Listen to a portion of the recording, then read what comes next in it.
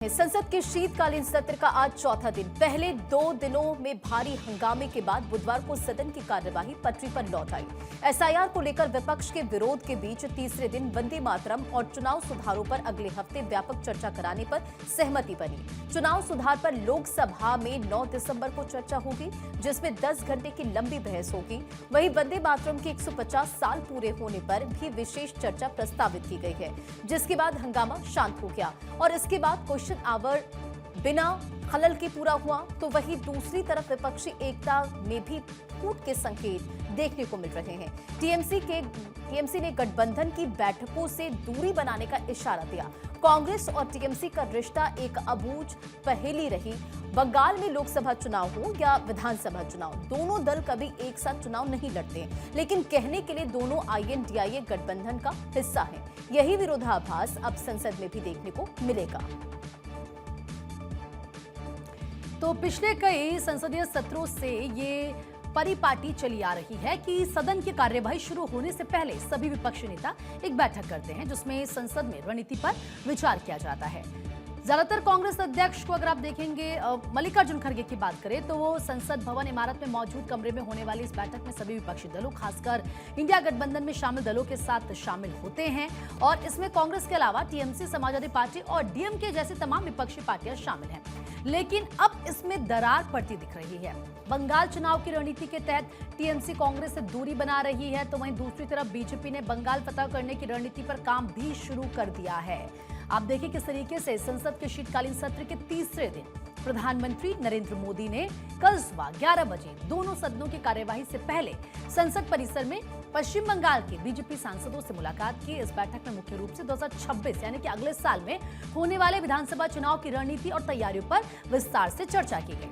यह बैठक बंगाल में पार्टी की स्थिति को मजबूत करने के उद्देश्य से महत्वपूर्ण मानी जा रही है। 2026 विधानसभा चुनाव को लेकर प्रधानमंत्री ने सांसदों से डिटेल में प्रेजेंटेशन तैयार करने, पॉलिटिकल प्लानिंग और लोगों को संगठित करने के लिए ग्राउंड वर्क पर काम पूरा करने के भी निर्देश दिए हैं। तो वहीं रामपुर से सपा सांसद मोहिबुल्लाह नदवी ने लोकसभा में दिए गए बयान पर विवाद जारी है। उन्होंने कहा कि जुल्म होगा तो जिहाद होगा, जिस पर बीजेपी ने तीखी प्रतिक्रिया दी है। बीजेपी नेताओं ने इसे आतंकवादी सोच को बढ़ावा देने वाला और संविधान पर हमला बताया है। अब ऐसे जिहादी सोच वाले लोग जिहाद की धमकी ना दें। ये लोकतांत्रिक और शांतिप्रिय देश है, ये महात्मा गांधी का भी देश है, ये जो है ये महावीर जी का और गौतम बुद्ध का देश है। लेकिन यहाँ गौतम बुद्ध जी के साथ साथ यहाँ पर भगत सिंह भी हुए हैं, चंद्रशेखर आजाद भी हुए हैं। देखिए, आपको ये बता दें कि सत्र 19 दिसंबर तक चलेगा और कुल 15 बैठकें होनी हैं। सरकार एटॉमिक एनर्जी बिल समेत 14 बड़े विधेयक पेश करने की तैयारी कर चुकी है। लेकिन साइबर सिक्योरिटी ऐप संचार साथी को प्री इंस्टॉल करने के डीओटी आदेश पर अब भी विवाद जारी है।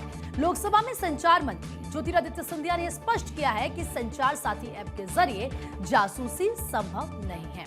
उन्होंने कहा कि सरकार ऐप की अनिवार्य यानी कि प्री इंस्टॉलेशन पर जनता की राय के आधार पर संशोधन को तैयार है।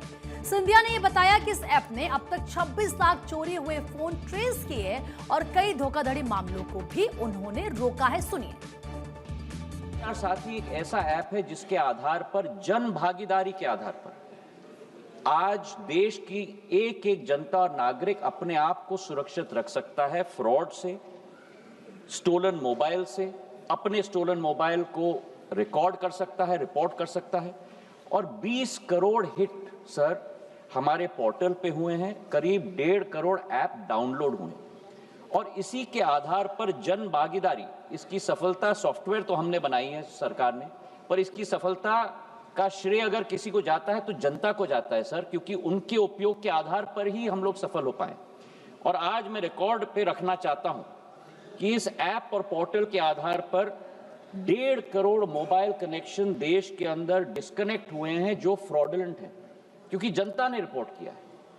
करीब 26 लाख स्टोलन हैंडसेट हम लोग ने ट्रेस किए, 7 लाख स्टोलन हैंडसेट जो उपभोक्ता है उसे हमने वापस भी कर दिया है, और 41 लाख मोबाइल कनेक्शन डिस्कनेक्ट हुए हैं, 6 लाख फ्रॉड हम लोग ने ब्लॉक किए।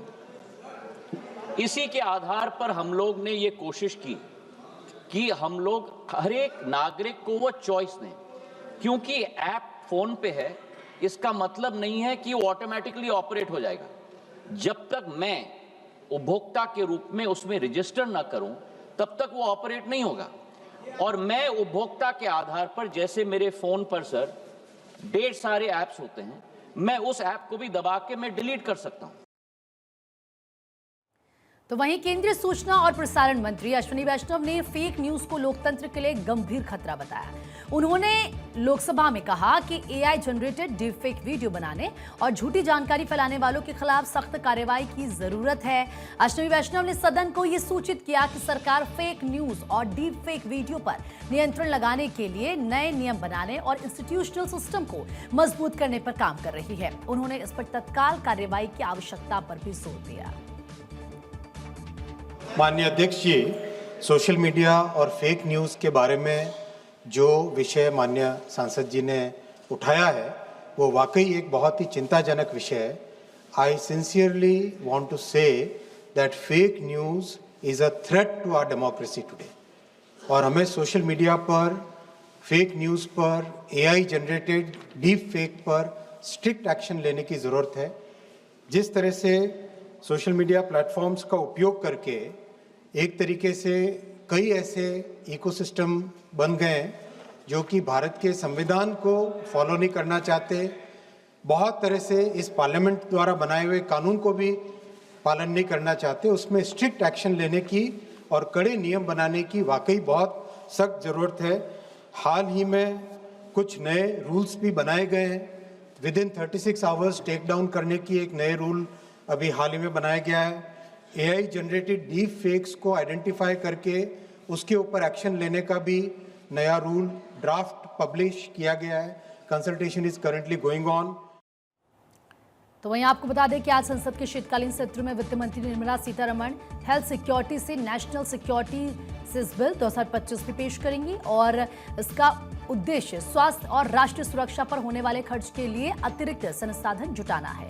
ये विशेष सेस उत्पादन की मात्रा पर नहीं बल्कि मशीन की उत्पादन क्षमता के आधार पर तय होगा। गुटखा और तंबाकू उत्पाद बनाने वाली मशीनों पर यह नया सेस लगेगा। सरकार का ये मानना है कि तंबाकू इंडस्ट्री से होने वाले स्वास्थ्य नुकसान और सुरक्षा चुनौतियों के लिए अतिरिक्त फंडिंग जरूरी है। हाथ से बनने वाले उत्पादों पर भी एक निश्चित मासिक राशि के रूप में सेस देना ही होगा, जिसे हर महीने जमा करना मैंडेटरी होगा।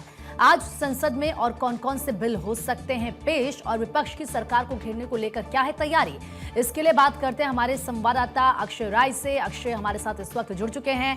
अक्षय, क्योंकि आज शीतकालीन सत्र का चौथा दिन है और ऐसे में हम देख सकते हैं कि किस तरीके से अभी तक हमने देखा कि विपक्ष जमकर हंगामा करता है। कल की भी बात करूं तो कल हमने देखा कि पहले संसद में खूब हंगामा हुआ, बाद में कार्यवाही पटरी पर लौटी। आज क्या लगता है, आज क्या संसद की कार्यवाही शांति से चल पाएगी और कौन कौन से बिल आज पेश हो सकते हैं?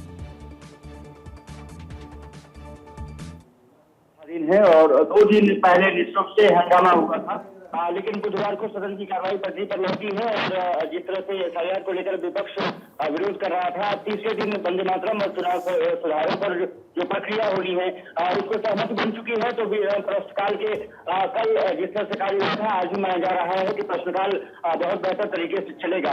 हालांकि संचार साथी ऐप को लेकर के जिस तरह से विपक्ष ने हमला बोला है, सरकार ने उस पर भी सफाई की है और आज ये माना जा रहा है जिस तरह से सपा सांसद ने जो बयान दिया था और उस पर कहीं न कहीं बीजेपी आक्रामक हो सकती है। हालांकि ये तय है कि आज पॉल्यूशन को लेकर के कुछ देर बाद प्रदर्शन भी 10:30 बजे मकर द्वार पर विपक्षी दल के लोग करने वाले हैं। इंडिया गठबंधन दिल्ली में पॉल्यूशन को लेकर के प्रदर्शन करेगा, मकर द्वार पर ये प्रदर्शन होगा।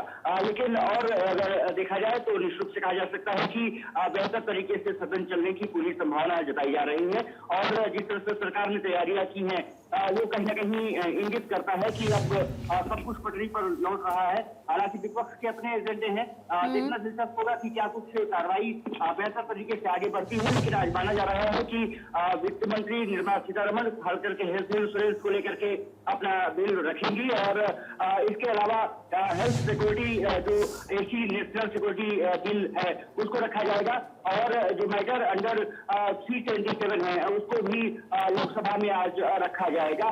इसके अलावा स्टैंडिंग कमेटी जो personnel public grievances law and justice को लेकर के जो रिपोर्ट है उसको भी टेबल की जानी है।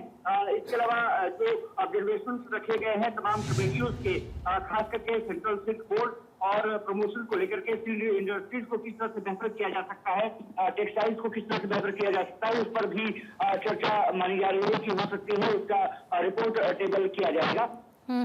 साफ तौर से कहा जा सकता है कि कई मुद्दों को लेकर के, जैसे आपने देखा होगा कि कल तमाम एटॉमिक एनर्जी, पीएमओ से रिलेटेड, साइंटिफिक रिसर्च से रिलेटेड, स्टैटिक्स से रिलेटेड, रेलवे से रिलेटेड, इंफॉर्मेशन एंड ब्रॉडकास्टिंग, तमाम मंत्रालयों ने अपने जो प्रश्न थे उसको इंगित किया था, बताया था और राष्ट्रीय व्यवस्थाओं की व्यवस्था कल देखने को मिली थी। आज माना जा रहा है कि कंज्यूमर अफेयर्स, फूड और पब्लिक डिस्ट्रीब्यूशन को लेकर के भी चर्चा निश्चित रूप से लोकसभा में देखने को मिलेगी। ये माना जा रहा है कि civil aviation, food processing industries, housing और अर्बन अफेयर्स, जल शक्ति मंत्रालय से संबंधित मामले, माइक्रो स्मॉल यानी कि एमएसएमई, पेट्रोलियम और natural gas, power, road transport और हाईवे और ट्राइबल अफेयर्स जैसे जो मंत्री हैं जिनके पास मंत्रालय है उनसे संबंधित प्रश्न रखे गए हैं और इस पर माना जा रहा है कि चर्चा हो सकती है। इसके अलावा कई कमेटी की मीटिंग भी आज रखी गई है। जी बिल्कुल, तो देखना होगा आज मीटिंग में क्या कुछ होता है और आज कौन कौन से बिल यहाँ पर पेश किए जाते हैं। फिलहाल अक्षय, बहुत बहुत शुक्रिया तमाम जानकारी देने के लिए आपका।